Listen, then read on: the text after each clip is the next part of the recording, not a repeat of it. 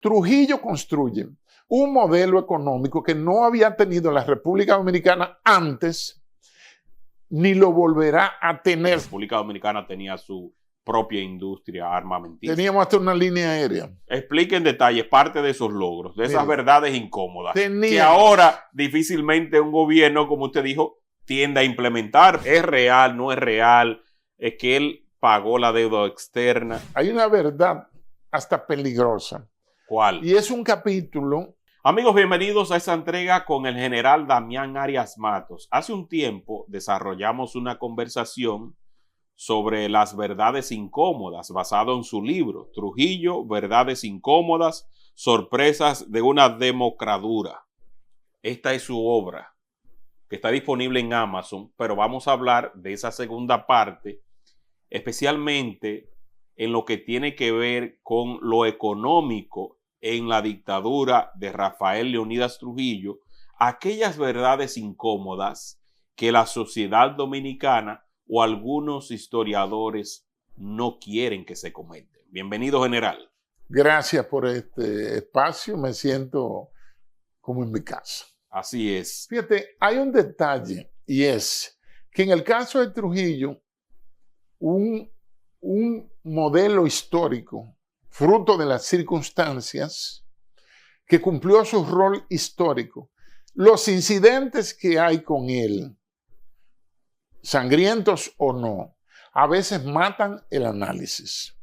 Mi propuesta, muy cortés y respetuosa para ti, es que nos metamos mayormente en el análisis y no en los incidentes. Bueno, ya el pueblo conoce lo que fue en cuanto a la parte sanguinaria, represiva, lo que representa una dictadura. Todo eso. Entonces ahora que usted también está presentando esas verdades incómodas, tenemos una entrega que superó las 350,000 visitas y queremos en ese instante que el pueblo se entere más de la parte económica, sin incidentales, que la gente sabe lamentablemente que ocurrieron. Bien, yo creo que para hablar de Trujillo en términos financieros, tenemos que volver al sistema de las líneas cronológicas.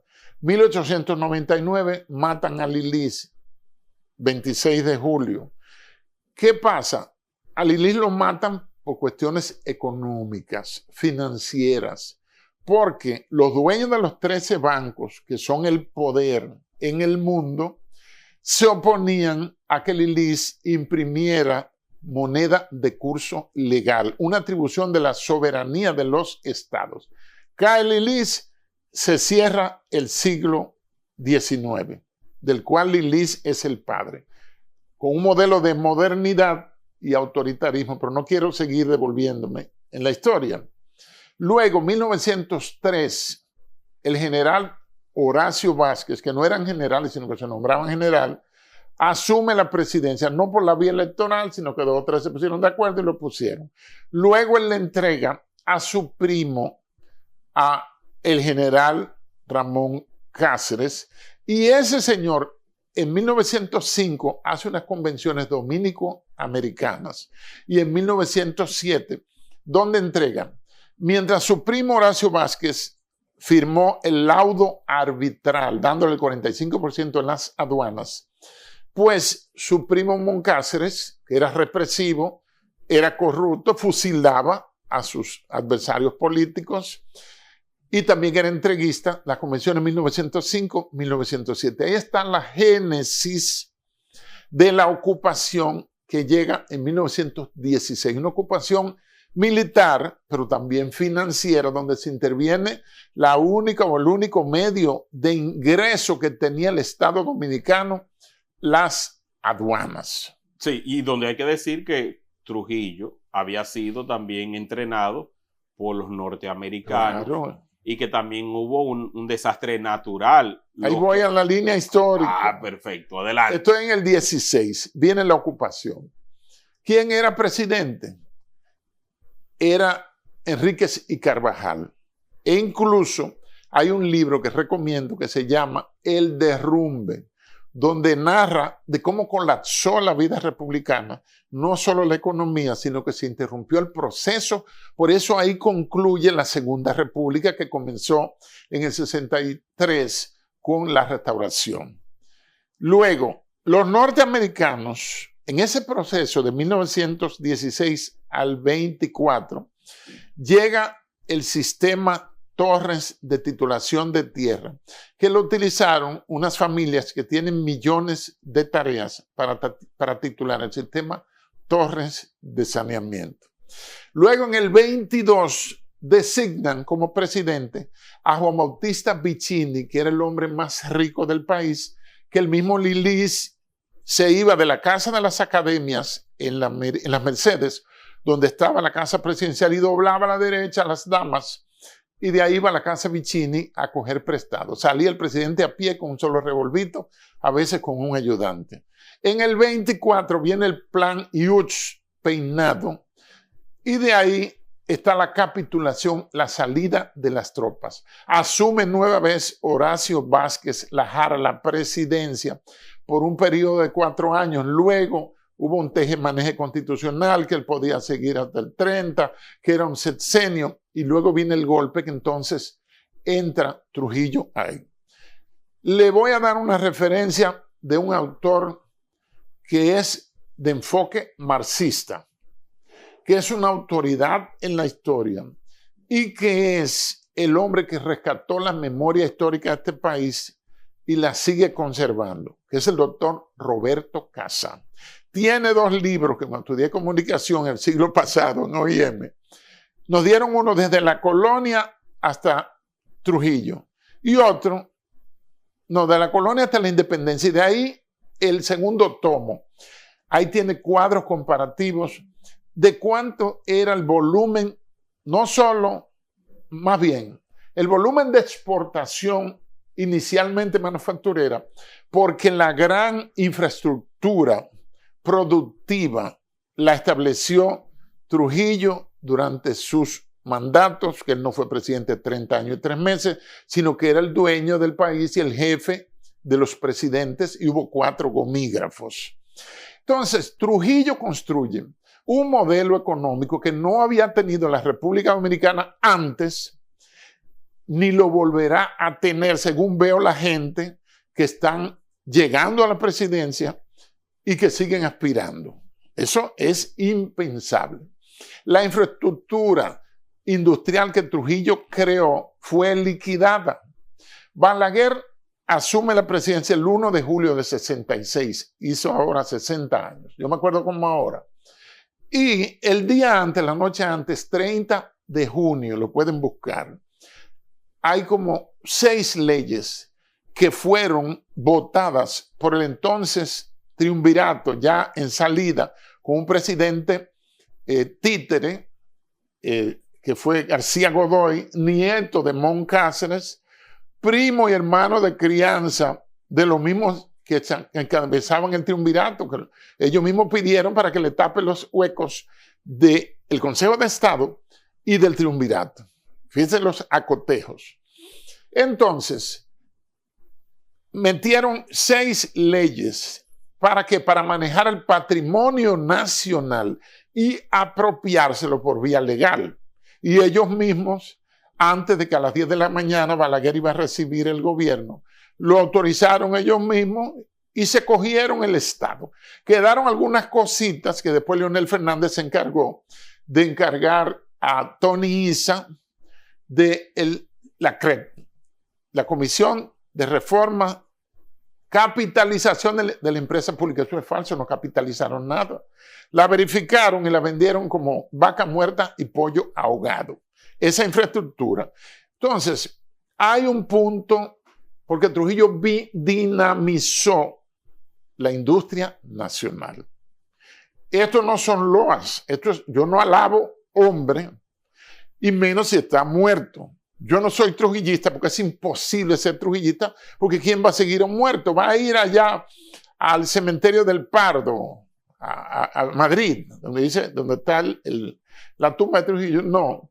Entonces, él se preocupó por poner a producir. El renglón y la espina dorsal de la economía era el azúcar. Y teníamos 14 ingenios. El padre de la industria azucarera. 14 ingenios. Él le compró la producción de electricidad. Clavos, telas, galletas, pidoca, mármoles, armas, Favidrio, Induspapel. ¿Qué más telas? Háblese en detalle de alguna de esas fábricas. Sacos, por ejemplo, y cordelería. Cosaco. Fasaco. Fábrica de saco y cordelería. Mi mamá trabajaba ahí. Háblese de la industria, por ejemplo, en detalle, para que el pueblo pueda darse cuenta de que República Dominicana tenía su propia industria armamentista. Teníamos hasta una línea aérea. Explique en detalle parte de esos logros, de esas verdades incómodas, que ahora ahora difícilmente un gobierno, como usted dijo, tiende a implementar, porque todo lo queremos ya hecho y que venga de fuera el suplidor, y aquí los hombres y las mujeres no las ponemos a trabajar y lo dejamos improductivo. Adelante esa. Mire, por ejemplo, fábrica de sacos y cordelería. Está la Cementos Colón, van 2. Marmolería industrial, mi mamá trabajó ahí. Industria de sacos y tejidos dominicanos Satedoca, ahí en la frontera entre Los Minas y el ensanche Osama. Pinturas dominicanas, Pidoca. Galletas Tamara. Esa la compró Pepín Corripio. Claro, Galletas Tamara, van 6. Induspapel, Favidrio en San Cristóbal. Induspapel estaba en Villa Altagracia. Los 14 ingenios, más la Marmolería Nacional, ya lo mencioné. Fábrica FADOC, Fábrica Dominicana de Calzados, FADOC, porque él tiene un decreto para que nadie ande descalzo. Le decían como con la paloma en la mano. Van 10. Y aparte la infraestructura, la línea aérea dominicana de aviación, que se viajaba a Puerto Rico y a Nueva York a 50 pesos, sin visa, porque no se necesitaba visa. Es decir, que él se preocupó por cubrir, incluso está la Armería Nacional en San Cristóbal, está Favidrio, está, fábrica de aceite ámbar, de acuerdo, como de 14 o 15, está bueno. Pues sí, entonces él se preocupó que haya producción para consumo interno, la industrial lechera también, la mezclalista, que se convirtió en una prestigiosa compañía privada de agregados y bloques con un apellido que no tiene Z, sino que tiene S. Como botón de muestra, en el complot para eliminar a Trujillo, hubo implicado 3 administradores de esas empresas. Eso lo he sacado yo en cuenta y está en el libro, pero poca gente, yo no he oído más nadie decir esto. Inver Barrera, que murió en olor de impunidad. El hombre que acumuló más impunidad del sistema en toda la historia dominicana es ese. Él era administrador de mezclalista. El segundo, Cedeño, que era capitán del ejército de Trujillo, porque no le ponen los rangos. Inver Barrera fue miembro de la CIA y trabajaba con el SIN y fusiló muchísima gente aquí impunemente, y después que Balaguer lo hace general de Boca, de 2 estrellas.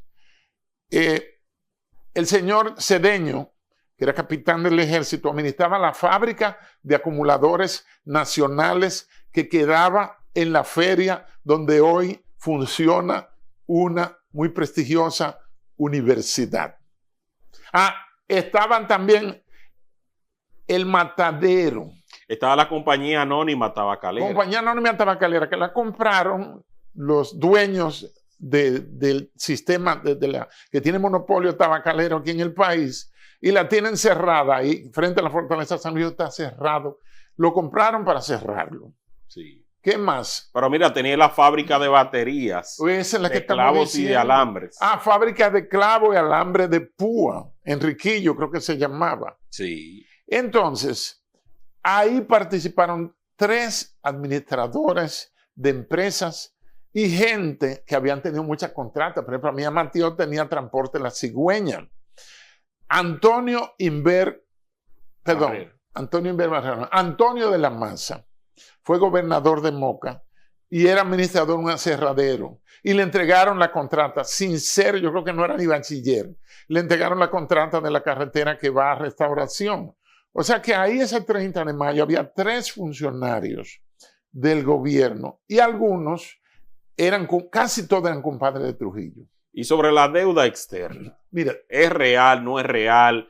Es que él pagó la deuda externa, y si eso le costó a él problemas, eso le causó problemas también con Estados Unidos, el hecho de haber pagado la deuda externa, que en el malecón estaba el monumento en la George Washington, que despectivamente le llaman el obelisco hembra. Pero ese es el monumento a la deuda externa, que no entiendo por qué los gobiernos han querido minimizar y ocultar ese símbolo de esa deuda. Explique esa parte. Mira un detalle.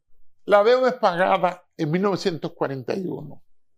Él va como embajador, como ministro plenipotenciario, me parece que en el 41, creo que octubre, él cumplía año 24 de octubre. Buscan, a ver si ve el acuerdo Trujillo-Hull, Cordell-Hull, H-U-L-L, era el secretario de Estado. Y Trujillo, en calidad de embajador, porque él no era presidente, el presidente era Pipí Troncoso, porque el señor Peinado, Mozo, había muerto en el 40. Una hija de Mozo Peinado, mi mamá, ella me llama Museta, mi mamá trabajaba como doméstica ahí en el Gascue, y fue que le regaló la casa en la que yo me acabé de criar, se la regalaron en 1960. Bien, se hizo el acuerdo Trujillo-Hull. Ahora le vamos a hacer una pregunta a los que dudan de que se pagó. ¿Con quién era que se estaba negociando? ¿Con Tombuctú, con Djibouti, con Belice, con Haití?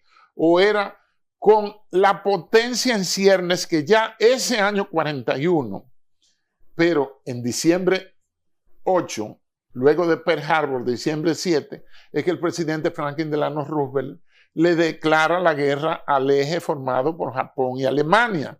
Y ahí entran en un momento muy estratégicamente escogido y apropiado con la excusa del atentado de falsa bandera de Pearl Harbor a la Segunda Guerra Mundial. Entonces, no tenía los ribetes de potencia mundial, pero sí iba pujando en ciernes. ¿Qué pasa? Entonces Trujillo era tan tremendo y tenía un material colgante tan abundante que logró engañar a Estados Unidos y que ellos se quedaran así. Ahora bien, hay que tomar en cuenta, la Biblia dice que todo aquel deudor se convierte en siervo de su acreedor, porque tiene que pagarle su dinero aunque se quede sin un centavo. Ahora bien, los organismos de crédito que surgieron de la conferencia de Bretton Woods en New Hampshire del 1 al 16 de junio de 1947, Banco Mundial, Fondo Monetario Internacional, el BID, Banco Interamericano de Desarrollo, no existían. Por eso la deuda era de Estado a Estado. ¿Quién es que cita a Trujillo para que vaya a firmar y le llevan el cheque y lo reproducen grande? Yo no sé si había impresora plotter en ese tiempo. Es el secretario de Estado Cordell Hull. El secretario de Estado es como el canciller en Estados Unidos. Entonces Trujillo... Y ahí le pagó 9.271 millones de dólares. Le pagó todo. Ahora bien, hay un detalle. Hasta 1941, la República Dominicana no tenía una estructura financiera oficial. Trujillo construye el Banco Central y en la vieja sede que está ahí, luego Balaguer construye la nueva, y el Banco de Reservas. El Banco de Reservas se va a poner muy famoso cuando este gobierno vaya a salir. Va a sonar mucho en todos los medios, las redes y todas las cosas. Bueno, se lo digo como profecía. ¿Qué pasa? Que había que tener una institución crediticia. Fíjate que la distancia entre la creación de ambos bancos para tener lo que se llama la estructura financiera nacional es con Trujillo que nace. Había que tener un instrumento emisor de moneda. La Thomas de la Rue fue que estuvo haciendo, yo me acuerdo desde niño, yo le leía los billetes que decía Thomas de la Rue, Londres. Era la compañía que imprimía, yo no sé si existe todavía. Entonces, ese pago, ese dinero se erogó, ¿por dónde? Por vía del Banco de Reservas recién creado de la República Dominicana. Todas las compañías estatales cotizaban y depositaban para capitalizar el Banco de Reservas. Por eso era que teníamos hasta hace un tiempo, y habían reservas en oro y decían 100 pesos oro, Exacto. 1000 pesos Exacto. oro, porque heredamos entonces una reserva que había dejado Trujillo en oro. Sí, exacto. Y el modelo del patrón oro, por eso decían pesos oro, en Estados Unidos cambió en 1974, en la presidencia del renunciante, el 24 de agosto de 74, Richard Nixon. Ahí es que se cambia al petrodólar, donde cada estado tiene que tener en reserva, en banco, la cantidad de lingotes de oro como respaldo de la moneda que emite. Si emites dinero fiat, es decir, dinero sin respaldo en bienes, en cosas lógicas, tú lo que tienes es un papel. Esa fue una de las cosas que en mi humilde opinión, y a veces no tan humilde, caracterizó el desastre de la administración del presidente Jorge Blanco. La emisión de inorgánicos, imprimían dinero. Él tenía en ese tiempo, como gobernador del Banco Central, al señor Vega, de allá de Santiago, bienvenido, al hermano de Wenceslao Vega, el historiador. No recuerdo, pero es Vega. Sí. Y en ese tiempo... Bienvenido Álvarez Vega, ¿no? Álvarez Vega es el director de periódico. No, sí. Pues continúe. Bien, Vega, lo pueden buscar. El hermano de Wenceslao Vega, el historiador. Y entonces, Jorge Blanco autorizó impresión de dinero fiat, de dinero sin respaldo. Eso hace ya 40 años que él salió del poder. Pero después se ha seguido imprimiendo dinero sin respaldo. Nosotros tenemos una economía utópica, ficticia, donde se imprime, pero que eso mismo hace Estados Unidos. Hemos seguido el modelo en el patrón oro a Estados Unidos, en el petrodólar a Estados Unidos y en la emisión de inorgánicos, dinero fiat. Fíjate que Trump quería sacar a Jerome Powell de la Reserva Federal para poner un alfil que es el que él nombró ahora. Pero el hecho de que él estuviera acelerando, Trujillo, el pago de esa deuda, que lograse su independencia. Eso se ve mal. O sea, eso se vio mal ante los ojos del rey, del reyes de la región de Estados Unidos. Sí. Pero lo toleraron. Lo permitieron y se pagó esa deuda, porque no tiene lógica que Trujillo haya sido tan Trujillo que haya engañado a los gringos y que ellos no reclamen. Y que hagan un acto en la Casa Blanca, o no sé si fue en la Federal Reserve o en el Departamento del Tesoro. Es decir, para hacer ese montaje. Se pagó la deuda. Lo que pasa es que hay gente que le duele porque nadie la había pagado antes y nadie la va a pagar después de Trujillo. No, imagínese ahora. No. Ahora prácticamente yo creo que 10 generaciones, yo vi hace pocos días que estaban diciendo que cada uno nace con una deuda. Ya tenemos una deuda. Y la deuda se va incrementando y tampoco vemos una motivación para saldar esa deuda, y donde actualmente compromete la deuda, solamente los intereses comprometen más del 4% para la educación, que estarían representando entonces más de 400,000 millones de dólares. De amortización. De pesos. De impuestos. Más de 400,000 millones de intereses y amortización. De intereses y amortización. ¿Cuáles otras verdades de esa época, de ese régimen, siguen siendo incómodas? Mira, una verdad incómoda, y es que Trujillo, o los presidentes que él tuvo, Mozo Peinado, Pipí Troncoso, Bienvenido. su hermano Héctor Bienvenido, generalísimo, y el último Balaguer, que es el presidente cuando matan a Trujillo, cuando Trujillo sale del escenario político. No sé si lo mataron. No, ya eso. Yo no sé. Sí lo mataron, pero vamos a decir que está bien, que claro, lo mataron. Pues eso es algo incontrovertido. Pero yo lo grande, a Trujillo lo mataron, pero no lo dejan morirse. No, porque Todos su memoria sigue latente. Todos los días el tema está ahí en ciernes. Pero de esa época general, ¿cuáles otras verdades podemos encontrar dentro de este Mira, hay una verdad enriquecido, bueno? Hay una verdad hasta peligrosa. ¿Cuál? Y es un capítulo, yo sé que tú lo has visto, lo has ojeado, que trata, se llama Sotanas bien pagadas. Explique eso, Papel general. de la Iglesia Católica durante la era. A mí me dio clase, para satisfacción mía, un jesuita que falleció hace como un mes, que era el sacerdote español José Luis Sáez, que murió como de casi 90 años, hace como 2 meses, ahí en Manresa. Y él publicó 2 libros. En ese tiempo no había lo que se llama nihilo stat. El nihilo stat es la censura previa de la Iglesia Católica cuando alguien iba a publicar un libro, pero no, inicialmente era una censura para todo el mundo, pero aplicada más a los sacerdotes y más a un sacerdote de la especial orden jesuita. Él publicó 2 libros que se llaman La lealtad bien pagada. Yo conseguí en internet descargar uno de esos y otro lo conseguí usado por ahí rodando medio húmedo en la Duarte. La lealtad bien pagada. Bien pagada, de José Luis Sáez. Ahí hay un estudio científico, hay información, hay data, hay cruce de cartas, hay situaciones. Fíjese, Francisco Franco y Bahamonde, un señor que fue caudillo de España por la gracia de Dios, ese es el título, el hombre que unificó a todas las Españas, era un católico ferviente. Trujillo también imitaba a Franco, incluso le hizo una visita tremenda, con uniformes de caballería, de mariscal de caballería, con las espuelas y toda esa cosa.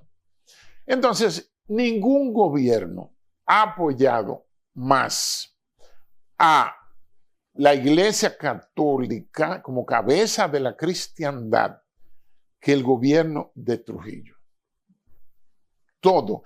No hay una sola comunidad donde no haya llegado, aunque sea una pequeña parroquia, iba un sacerdote en mulo, en caballo, en cepillo, en camioneta, en lo que sea. Pero en la etapa final del régimen se rebeló la iglesia. Entonces, ¿qué pasó? Que el 21 de enero del 61, la Iglesia Católica, que no existía la Conferencia del Episcopado, ojo, la Conferencia del Episcopado es fundada en octubre del 62 durante el Consejo de Estado. Entonces, ¿qué hicieron? Una carta pastoral para que la leyeran en todas las iglesias del país. En ese tiempo no había mail, no había internet, pero la hicieron llegar. La redactaron, por supuesto, no se sabe quiénes, pero sí la firmaron todos los obispos que estaban aquí. No sé si el nuncio la firmó, yo creo que no. Creo que el nuncio, no sé si era Monseñor Panal o el arzobispo Rocco Cochía fue uno de ellos. Me estoy acordando de nombres así al azar. En la que denuncian.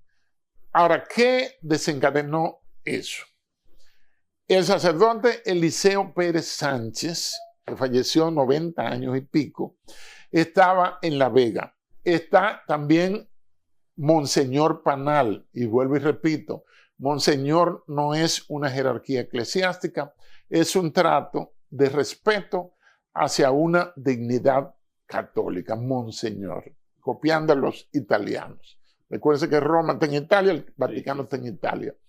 Entonces llevaron unos paleros, unos tigres, unas prostitutas que violentaron la solemnidad de la misa en la Catedral de La Vega, que no era esa, porque esa la hizo Balaguer. Bueno, fueron agredidos algunos sacerdotes, el mismo Monseñor Panal, Eliseo Pérez Sánchez también. Y entonces ese fue el hecho simbólico, completamente deplorable, condenable y todo, donde llevaron a las prostitutas a profanar durante se celebraba la Santa Misa. Eso es inaceptable. Bueno, parece que eso desató y meses después, en enero del 61, ya Trujillo tenía el agua puesta. Ya el orden mundial, el consenso de Washington, ha llegado un nuevo presidente, Kennedy, sí, el primer católico en la Casa Blanca, ya había Trujillo has gone. Trujillo tiene que irse de aquí, tiene que ir.